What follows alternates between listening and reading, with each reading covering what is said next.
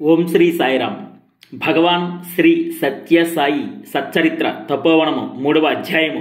ఇందులో important topics: పుట్టవర్ధిని, స్వామి అవతరణము, ప్రసవము కాదు ప్రవేశము, number 4 దివ్యస్పర్శ, number 5 కుర్చీ వృత్తాంతము, నెంబర్ 6 పులిని వేటాడిన వ్యక్తిని మందలించుట, నెంబర్ 1 పుట్టవర్ధిని తాత యొక్క రిలేషన్షిప్స్, తల్లిదండ్రుల యొక్క రిలేషన్షిప్స్, అంటే ఏ వంశం నుంచి ఏ వంశంకి వచ్చారు అనే రిలేషన్షిప్స్ మాత్రమే ఉంటాయి. పుట్టపర్తి గురించి ఉంటుంది.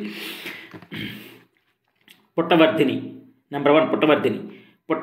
పుట్టపర్తికి ప్రాచీన నామం గొల్లపల్లె. ఆ స్థలమంతా పూర్వం గోవులతోనూ గోపాలకులతోనూ నిండి ఉండేది. ఒకనాడు ఆ గ్రామంలో ఒక గోపాలకుని ఆవు మేతకై పొలానికి వెళ్ళి సాయంత్రం ఒట్టిపోయిన పొదుగుతో తిరిగి వచ్చేది. ప్రతిరోజు అదేవిధంగా జరిగేది. ఆ గోపాలుడు ఒకనాడు రహస్యంగా ఆ ఆవు వెనుకనే అరణ్యానికి వెళ్ళి కాపుకాయ సాగాడు. ఆ సమయంలో ఆ ఆవు ఒక పుట్టను సమీపించటం, ఆ పుట్టలోంచి ఒక దేవతా సర్పం బయటకు వచ్చి ఆవు వెనుక కాళ్ళకు చుట్టుకొని పొదుగులో పాలను ఆవుకి ఏమాత్రమూ బాధ లేకుండా త్రాగటము చూసి ఆ గోపాలుడు ఆశ్చర్యపడి అది దేవతా సర్పమని గ్రహింపక పాముపై ఒక రాతిని విసిరాడు. ఆ రాతి దెబ్బకి ఆ పాము రక్తసిక్తమైంది. ఆనాటి నుంచి ఆ గ్రామంలోని గోపాలకుల వంశాలన్నీ క్షీణింపసాగాయి. గ్రామమంతా పుట్టలమయమైపోయింది. అందువల్ల ఆ గ్రామం పుట్టవర్ధని అని పేరు పొందింది. అదే కాలాంతరంలో పుట్టపర్తి అయింది. అనంతర కాలంలో సర్పం రక్తం చేత తడిసి ఎర్రని చార ఏర్పడ్డ ఈ రాతినే గోపాలస్వామిగా భావించి గ్రామ ప్రజలు గ్రామాభివృద్ధికై పూజలు చేయసాగారు. శ్రీకృష్ణదేవరాయల కాలంలో వీరులైన పాలగాండ్రకు ఆ పుట్టవర్ధిని గ్రామం స్థావరంగా ఉండేది. ఆ పాలగాండ్రు కొందరు ఆ శిలకు ఆలయం కట్టించి నిత్యం ధూపదీప నైవేద్యాలతో గోపాలస్వామిని ఆరాధించడంగా క్రమంగా ఆ గ్రామం అభివృద్ధి చెందసాగింది. కొన్ని సంవత్సరాల క్రితం సత్యసాయి భగవానుడు ఆ విగ్రహ మహత్యాన్ని నిర్ధారించి దాని అభిషేకం చేయించి చందన అలంకరం గావించి ఆ శిలపై మోహన మురళీధరణ రూపాన్ని అందరూ స్పష్టంగా దర్శింపసాగారు. ఈ పుట్టపర్తిలో రత్నాకర, ఇక్కడ తాతల యొక్క రిలేషన్స్, తల్లిదండ్రుల యొక్క రిలేషన్స్ ఏ వంశం నుంచి ఏ వంశంకి వచ్చారనేది ఉంటుంది. ఈ పుట్టపర్తిలో రత్నాకరం అనే ఇంటి పేరు గల రాజవంశీయులు ఉన్నారు. వారు దైవభక్తి తత్పరులు. వారి వంశంలో వేంకావధూత అనే మహాత్ముడు ప్రభవించాడు. సాయినాథుని తాతగారైన కొండమరాజు గారి పరిణతి పొందిన మనస్సుతో ఆధ్యాత్మిక జీవితం గడుపుతుండేవారు. భాగవత, రామాయణ కథలు, పద్యాలు ఆయనకు కంఠస్థములు. ఆయన తనకు కలిగిన స్వప్న ప్రేరణం వల్ల పుట్టపర్తిలో శ్రీకృష్ణుని సతీమణి అయిన సత్యభామాదేవిగా ఆలయం కట్టించారు. దానినే ఈనాడు పుట్టపర్తిలో సత్యమ్మ గుడి అని పిలుస్తున్నారు.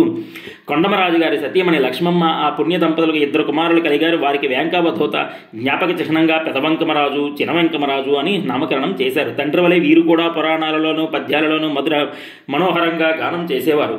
ఆ రోజులలో కర్నూలు జిల్లా కోయికుంట్ల తాలూకా కొలిమికుంట్ల గ్రామంలో కొండమరాజు గారికి ఆత్మీయులైన దగ్గర బంధువులు నివసించేవారు. వారు మేసరగండ వంశస్థులు. వీరిలో మేసరగండ సుబ్బరాజు ఆ గ్రామంలో ఒక శివాలయం కట్టించారు. ఈ శివాలయం కట్టించిన కృతులలో వారికి ఒక అమ్మాయి పుట్టింది. అందువల్ల ఆమెకి తల్లిదండ్రులు ఈశ్వరమ్మ అని పేరు పెట్టారు. అంటే భగవాన్ సత్యసాయిబాబా గారు అమ్మగారు. ఆమెకి తల్లిదండ్రులు ఈశ్వరమ్మ అని పేరు పెట్టారు. ఒక పర్యాయం కొండమరాజు గారు తీర్థయాత్రలకు వెళ్ళి వస్తూ ఆ గ్రామం చేరుకుని అరణ్య ప్రాంతంలో బందిపోటు దొంగలకు ఆటపట్టుగా ఉన్న ఆ గ్రామంలో తన బంధువులు ఇబ్బంది పడుతుండడం గమనించి ఆయన ఎంతో బాధపడి వారికి చిత్రావతి తీరంలో కర్ణాట నాగవల్లిలో స్థిరపడమని హితువు చెప్పారు. అదేవిధంగా ఉన్నట్లయితే వారి అమ్మాయిని తన కోడలుగా చేసుకుంటానని కూడా మాట ఇచ్చారు. ఆ మాట ప్రకారం వారు వచ్చి కర్ణాట నాగవల్లిలో భూములు కొనుక్కొని స్థిరపడ్డారు. తర్వాత ఆ భగవంతుని సంకల్పానుసారం ఈశ్వరమ్మ పెదవెంకమరాజు గారి ధర్మపత్ని అయింది. అంటే ఈశ్వరమ్మ పెదవెంకమరాజు బాబా గారికి తల్లిదండ్రులు. మేసరగండ వంశం నుంచి ఆమె రత్నాకర వంశంలోకి అడుగుపెట్టింది. ఈశ్వరమ్మ పెదవెంకమరాజు దంపతులకు శేషమరాజు అనే కుమారుడు, వెంకమ్మ, పార్వతమ్మ అనే కుమార్తెలు కలిగారు. అంటే ఇప్పటికి 3 సంతానం కలిగారు. అనంతరం 4 పర్యాయం గర్భం నిలవలేదు. 3 + 4 7 అయిపోయింది. స్వామిది 8వ అవతారం. అంటే శ్రీకృష్ణ భగవానులాగా 8వ గర్భం నిలిచింది. స్వామి అవతరణం.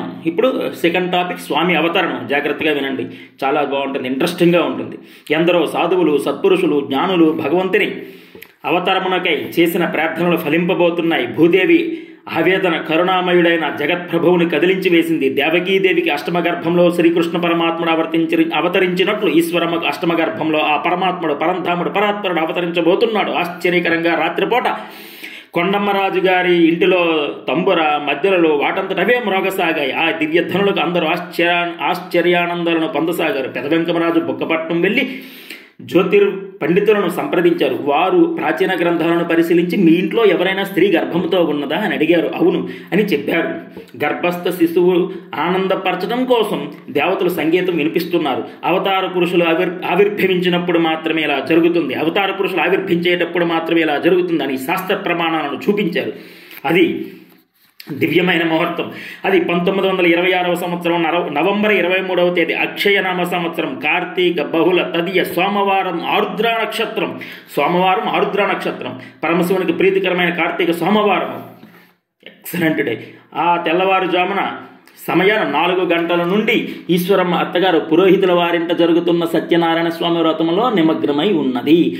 కోడలు ప్రసవించే సమయం దగ్గర పడుతుందని అనేక పర్యాయాలు కబురు చేసిన లక్ష్మమ్మ గారు సత్యనారాయణ స్వామి పూజ పూర్తి చేసుకుని ప్రసాదం తెస్తే గాని ఇంటికి వెళ్ళకూడదని నిశ్చయించుకుంది. అలాగే ఆమె చివరికి అదే విధంగా ఆమె కోడలికి ప్రసాదం తెచ్చి ఇచ్చింది. తెల్లవారుజామున 5:06 దివ్యమైన ముహూర్తం.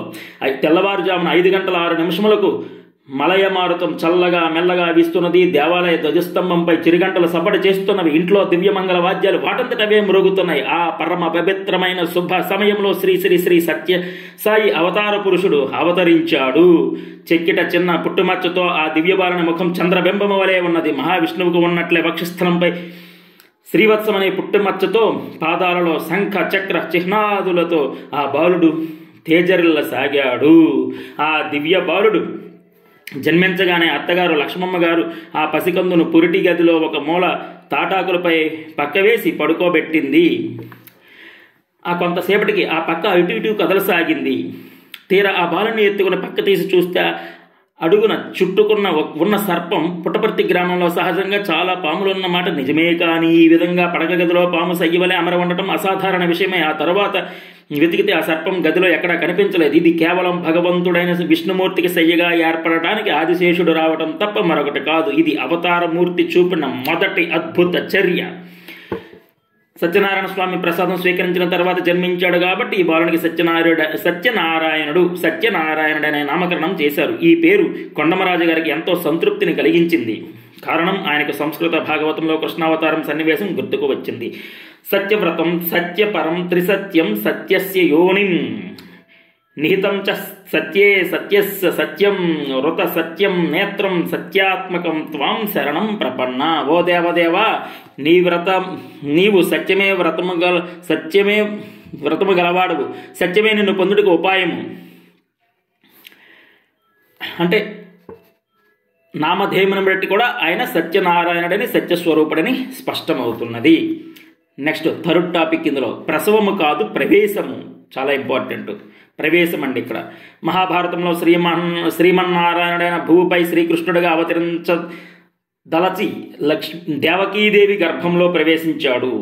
మహాభాగవతంలో శ్రీమన్నారాయణుడు భూమిపై శ్రీకృష్ణుడిగా అవతరించదలసి దేవకీదేవి గర్భంలో ప్రవేశించాడు అని ఉన్నది. సత్యసాయి పరమాత్ముడు ఆనాటి కృష్ణుడని నేనే అని ప్రకటించిన తర్వాత శాస్త్రాలు పురాణాలు చదువుకున్న వెంకటగిరి ఆస్థాన పండితులు రామశర్మ గారు ఒకసారి సాయినాథుడి మందిరంలో కూర్చున్న ఆధ్యాత్మిక విషయాలను ముచ్చటిస్తున్న సమయంలో, స్వామి, మీ జననము ప్రసమ వల్ల జరిగిందా ప్రవేశమ వల్ల జరిగినదా అని అడిగారు. ఆ ప్రశ్నకు అందరూ ఆశ్చర్యపడ్డారు. ఏమిటి ఈ ప్రశ్నలో ఔచిత్యం అనుకున్నారు. కానీ ఆ ప్రశ్నలో పరమార్థం తెలిసిన స్వామి అచ్చట మొదటి వరుసలో కూర్చున్న మాతృదేవత ఈశ్వరమ్మ గారి వైపు తిరిగి అడిగారు. ఆనాడు నూతి దగ్గర నీళ్లు తోడుతున్నప్పుడు ఏమి జరిగిందో రామశర్మకు చెప్పు అన్నారు. అప్పుడు ఈశ్వరమ్మ తానొకసారి దొడ్లో నూతి దగ్గర నీళ్లు తోడుతున్నప్పుడు ఆకాశం నుంచి ఒక వినీలమైన గోళం గిరగిరామని తిరుగుతూ వచ్చి తన ఉదరంలో ప్రవేశించిందని, తర్వాత తాను మూర్చపోతే అత్తమ్మగారు లక్ష్మమ్మగారు వచ్చి సేద తీర్చి విషయం అడిగి తెలుసుకుని ఆ విషయం ఎవరితో కూడా చెప్పవద్దు, విన్నవారు ఏవేవో అపార్థాలు తెస్తారని చెప్పింది. అప్పుడు భగవాన్ బాబా రామశర్మ వైపు తిరిగి, రామశర్మ, అర్థమైందా? నా జననము ప్రవేశము వల్ల కలిగిందే కానీ ప్రసమ వల్ల కాదు అన్నారు. కొండమరాజు గారు ఆ దివ్య బాలుని తీసుకువెళ్ళి తన పూజా గృహంలో కూర్చుండబెట్టుకునేవారు. అందువల్ల ఆయన మనసు ఎంతో ప్రశాంతముగా భగవంతుని మీద లగ్నమయ్యేది. అవును, నిజమే. ఎవరు సత్యసాయి పరమాత్మని తన హృదయ సింహాసనంపై కూర్చునబెట్టుకుంటారో వారికి ప్రశాంతత చేకూరుతుందని ఈనాటికి వాస్తవమే కదా. ఇరుగు పొరుగు స్త్రీలు ఆ అందాల పసిబాలను చూసి ఆడిస్తూ లాలిస్తూ గంటల కొద్దీ గడిపేవారు. ఆ స్త్రీలు ఏ ఏ కులాల వారైనా ఏ ఏ మతాల వారైనా ఈశ్వరం అభ్యంతరం చెప్పేది కాదు. ఆ పసిబాలుడు ఆ మాతృమూర్తిని చూసి తల్లి ఒడిలోంచి వారి దగ్గరికి వెళతారని మారం చేసేవాడు. వారి దగ్గరకు వెళ్లే వరకు స్థిమితంగా ఉండేవాడు కాదు. తనను హృదయపూర్వకంగా కోరుకునే వారి దగ్గరకు తాను తప్పక వస్తానని సత్యసాయి పరమాత్ముడు ఒక పర్యాయం తెలిపారు. ఆ విషయం స్వామి చిన్ననాటి నుంచి ఆచరణలో పెట్టి చూపించారని అనిపిస్తుంది ఈ సంఘటన విన్నప్పుడు. ఆ గ్రామంలో కొండమరాజు గారింటికి ఒక ఇల్లు అవతల కరణం గారి భార్య సుబ్బమ్మ దివ్యబాలుడైన సత్యాన్ని ఎత్తుకుని పరమానందం పొందుతుంటే ఆ బాలుడు వికసిత వదనంతో కిలకిలా నవ్వుతూ ఉండేవాడు. ఆమె విజయ గర్భంతో ఆ బాలుడిని తన ఇంటికి తీసుకువెళ్ళేది. ఆమెకి పిల్లలు లేరు. అందువల్ల ఆమె సత్యాన్ని ఎంతో ప్రేమగా చూస్తూ ఉండేది. సత్యం ఎన్నడూ తనకు తినటానికి ఫలానాది కావాలని కానీ ధరించడానికి ఫలానా బట్టలు కావాలని కానీ అడిగేవాడు కాదు. హిందూపురం నుంచి కానీ అనంతపురం నుంచి కానీ పిల్లలందరికీ బట్టలు తెస్తే పిల్లలందరూ ఎవరికి కావాల్సిన వారు తీసుకోగా చివరిగా మిగిలిన వాటిని తాను తీసుకునేవాడు. తనకు ఒక ప్రత్యేకమైన కోరిక కానీ ఆసక్తి కానీ ఏమీ ఉండేవి కాదు. కానీ ఇతర పిల్లల సంతోషం చూసి సత్యం ముఖం ఆనందంతో వెలిగిపోయేది. మీ ఆనందమే నాకు ఆహారం అంటే ఇదే కాబోలు. ఎవరు ఏ జీవిని కష్టపెట్టినా ఆ కరుణామైన మనస్సు తల్లడిల్లిపోయేది. ఒకసారి ఆ గ్రామంలో కొందరు తొంటరి బాలు ఒక డజన్ కప్పలను పట్టుకుని బుట్టలో పెట్టి వాటిని హింసించి ఆడుకోవడానికి తీసుకుని వెళుతున్నారు. అప్పుడు సత్యం వాటిని విడిచిపెట్టమని కోరాడు. అందుకు వారు సమ్మతించలేరు. అప్పుడు సత్యం దివ్య సంకల్పంతో ఆ కప్పలన్నింటినీ పావురాలుగా మార్చివేసి బుట్టలో కప్పలు లేవు చూడమన్నారు. వారు మూత తీసి చూసేసరికి ఆ పావురాలన్నీ ఎగిరిపోయాయి. నిజమే, సత్యసాయి భగవానుడు ఆనాటి నుంచి ఈనాటి వరకు అజ్ఞానం అనే బురదలో హీనాతిహీనంగా జీవిస్తున్న కప్పల వంటి మానవులను హాయిగా ధైర్యంగా స్వేచ్ఛగా విహంగాల వలె ఆధ్యాత్మిక వినువీధులో విహరించేలా చేస్తున్నారు. చిన్ననాటి నుంచి సత్యానికి ప్రకృతిని పరిశీలించడం అంటే చాలా ఇష్టం. ఆ దివ్యబాలుడు పర్వత శిఖరాలను, నక్షత్రాలను, ఆకాశాన్ని నిశ్శబ్దంగా ఆనందంగా చూస్తూ చాలాసేపు గడిపేవారు. గంభీరంగా ఉన్న సత్యాన్ని చూసి పుటపర్తిలో మహిళామణులు బ్రహ్మజ్ఞాని అనేవారు. పరిహాసానికి అలా అంటున్నామనుకున్నారే కానీ సత్యం నిజంగా బ్రహ్మజ్ఞాని అని వారికి తెలియదు. ఇందులో 4th టాపిక్ దివ్య స్పర్శ. పుటపర్తి గ్రామంలో సాయం సంధ్యా సమయంలో ఈశ్వరమ్మ, కరణం సుబ్బమ్మ ఇద్దరూ అరుగు మీద కూర్చుని ఉన్నప్పుడు వారి ఎదుటే వీధిలో సత్యం కళ్ళకు గంతలు కట్టుకుని తోటి బాలులతో దాగుడు మూతలాడుతున్నాడు. ఆ గోధూళి వేళ సంధ్యా సమయంలో పశువులు ఇళ్లకు తిరిగి వస్తున్నాయి. వాటిల్లో కొన్ని పొగరబోతు పొట్లగిత్తలు ఉన్నాయి. ఆ ఎద్దులు సత్యాన్ని ఏమి చేస్తాయని ఈశ్వరమ్మ ఆందోళన పడుతుంటే సుబ్బమ్మ నీవు స్థిమితంగా ఉండి ఏమి జరుగుతుందో చూస్తుండు అనేది. కళ్ళకు గంతలు కట్టుకున్న సత్యం ఆ పొగరబోతు పశువులనే పట్టుకునేవాడు. ఆ లీలాబాలుని దివ్య స్పర్శకు లోబడిపోయి ఆ పశువులు శిరస్సు వంచి నమ్రతతో సాత్వికంగా మారిపోయాయి. ఈ దృశ్యం చూసేవారికి అమితమైన ఆశ్చర్యం కలిగేది. సత్యం ఆరుద్ర నక్షత్రంలో జన్మించడం వల్ల కాబోలు ఆర్ద్ర హృదయుడుగా ఉండేవాడు. ఆకలితో ఎవరైనా ఉంటే వారికి ఇంటిలోకి వెళ్ళి తినడానికి తెచ్చి ఇచ్చేవాడు. ఇంట్లో తినబండారాలు తెచ్చి ఇచ్చేవాడు. ఎవరైనా చలికి వణుకుపోతుంటే ఇంటికి పిలుచుకొని వచ్చి కప్పుకోవడానికి ఏదైనా వస్త్రం వారికి ఇచ్చి ఆనందపడేవాడు. పుటపర్తి చదువు పూర్తయిన తర్వాత సత్యం బుక్కపట్నం మిడిల్ స్కూల్లో చేరాడు. నిన్నటిదాకా ఉయ్యాలలో ఉన్న ఈ బాలుడు ఇప్పుడు బుక్కపట్నం చదువుకు వెళుతుంటే ఆ తల్లి ఆశ్చర్యంతో చూస్తుండేది. సత్యం తెల్లని చొక్కా లాగు వేసుకుని నిదుట విభూతి కుంకుమ బొట్టు పెట్టుకుని ఒక చేత్తో రాగి సంగటి ఒక చేత్తో పుస్తకాల సంచి తెలుసుకొని అమ్మ వెళ్ళి వస్తానని చెబితే ఆ తల్లికి కన్నీళ్ల పర్యంతం అయ్యేది. ఉదయం 8 గంటలకు వెళితే మరలా సంధ్యా సమయానికి కూడా తిరిగి రావటం. అంతవరకు ఆ బాలుని ఎలా వదిలి ఉండగలను అనిపించేది ఆమెకు. నెక్స్ట్ 5వ టాపిక్ కుర్చీ వృత్తాంతము. ఒకనాడు స్కూలులో కొండప్ప మాస్టర్ నోట్స్ చెప్తుంటే విద్యార్థులంతా వ్రాసుకుంటున్నారు. సత్యం మాత్రం వ్రాసుకోలేదు. ఎందుకంటే ఆయనకి బాగా గుర్తు ఉండేది. సత్యం రాయడం అవసరం లేకుండానే సమస్తము గ్రహించగలడు అని ఆ బాలుడు సర్వజ్ఞుడని ఆయన గ్రహించలేదు. ఆయన సత్యాన్ని బెంచీపై నిలబడి శాసించాడు. సత్యం బెంచి ఎక్కి నిలబడ్డాడు. కొంతసేపటికి గంట కొట్టారు. కొండప్ప మాస్టర్ కుర్చీలోంచి లేద్దామని ఎంత ప్రయత్నించినా ఆయన లేవలేకపోయాడు. కుర్చీ ఆయనకు అతుక్కుపోయింది. అదే సమయంలో అటు వచ్చిన మహబూబ్ ఖాన్ అనే మరొక ఉపాధ్యాయుడు ఆ పరిస్థితిని చూసి అర్థం చేసుకుని లోపలికి వచ్చి సత్యాన్ని కూర్చోమన్నాడు. అప్పుడు మాత్రమే కొండప్ప గారు కుర్చీలోంచి లేవగలిగాడు. ఇది అక్కడ బుక్కపట్టణంలో తీవ్ర సంచలనం కలిగించింది. అవతార పురుషుడు మనం భావించే ప్రజలకు లోబడి ఉండడాన్ని ఈ సన్నివేశం రుజువు చేసింది. తర్వాత కొండప్ప మాస్టారు సత్యంపై పద్యాలు వ్రాసి ప్రచురించాడు కూడా. ఆ సంవత్సరం పెనుగొండలో జరిగిన పరీక్షలలో సత్యం ప్రథముడిగా వచ్చాడని పెనుగొండ ప్రజలు అద్భుత బాలుణ్ణి గౌరవిస్తూ ఒక పెద్ద ఊరేగింపు జరిపారు. ఈ విషయం ఈశ్వరమ్మ మనసులో ఆనందం కలిగించిన సత్యం పట్ల ఎవరికి ఏ అసూయ కలుగుతుందని భయపడుతూ ఉండేది. సత్యం చెప్పే మాటలు, చేసే నిర్ణయాలు, నిశితమైన భావాలు ఆమెకు ఆశ్చర్యం కలిగింపసాగాయి. సత్యం తోటి పిల్లలకు కరచాలన చేసినంత మాత్రాన వాళ్ళకి పండ్లు పూలు మధురమైన తినుబండారాలు సృష్టించి ఇచ్చేవాడు. ఇవన్నీ నీకు ఎలా వస్తున్నాయని మిత్రులు అడిగితే నాకు దేవతలు అందిస్తున్నారు అనేవాడు. నిజమే, స్వామి దేవాది దేవుడు కాబట్టి స్వామికి దేవతలు అందివ్వటం సహజమైన విషయమే కదా. ఇందులో 6th టాపిక్, లాస్ట్ టాపిక్, పులిని వేటాడిన వ్యక్తిని మందలించడం. ఒకరోజు మధ్యాహ్న సమయంలో యూనిఫారంలో ఉన్న డ్రైవర్ ఒక పెద్ద అడుగులు వేస్తూ పుటపర్తి గ్రామంలో రాసాగాడు. అతడు వస్తుంటే చెట్ల మీద పక్షులన్నీ ఆహాకారాలు చేయసాగాయి. సత్యం కరణం సుబ్బమ్మ గారి ఇంటి అరుగు మీద కూర్చుని తోటి పిల్లలతో సంభాషిస్తూ ఉన్నాడు. ఆ డ్రైవర్ అక్కడికి రాగానే ఆ పిల్లలందరూ భయపడి వెళ్ళిపోయారు. అతను సత్యంతో, మా సాహెబ్ గారి జీప్ చిత్రావతావతలు ఆగిపోయింది. మా సాహెబ్ చాలా కోపంతో ఉన్నారు. ఇక్కడ ఎవరో దివ్యబాలుడట, విభూతి కోసం వచ్చానన్నాడు. ఆ మాటలు విని సత్యం వస్తాను పద అని బయలుదేరాడు. జీపు లోపల చనిపోయిన పెద్ద పులి శరీరం నిమురుతూ విజయ గర్వంతో ఉన్న సాహెబ్ని చూసి సత్యం, ఈ పెద్ద పులి నీకు ఏమి అపకారం చేసింది? అకారణంగా దీన్ని చంపావు. అడవిలో దీని పిల్లలు 2 తల్లి లేక ఏడుస్తున్నాయి. నేనే ఈ జీప్ని కదలకుండా చేశాను. నువ్వు వెనక్కి వెళ్ళి ఆ పిల్లల్ని తీసుకుని వెళ్ళి జూలో అప్పగించు. ఇంకెన్నడూ నీ సంతోషం కోసం మరొక జీవిని చంపకు అని చెప్పాడు. తర్వాత ఆ సాహెబ్ పశ్చాత్తాపడి ఆ పులి చర్మాన్ని తీసుకుని వచ్చి సత్యం కూర్చునే కుర్చీకి పాదపీఠంగా సమర్పించాడు. అదే ఈనాటి ప్రశాంత నిలయంలో భగవాన్ బాబా సింహాసనం దగ్గర పాదపీఠంగా ఉంది.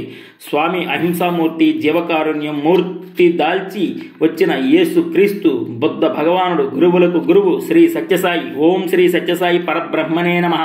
Love all, serve all, help ever, hurt never. సమస్తలోక సుఖనోభవంతు, సర్వే జనా సుఖనోభవంతు, సమస్తలోక సుఖనోభవంతు. ఓం శాంతి శాంతి శాంతి. Thank you.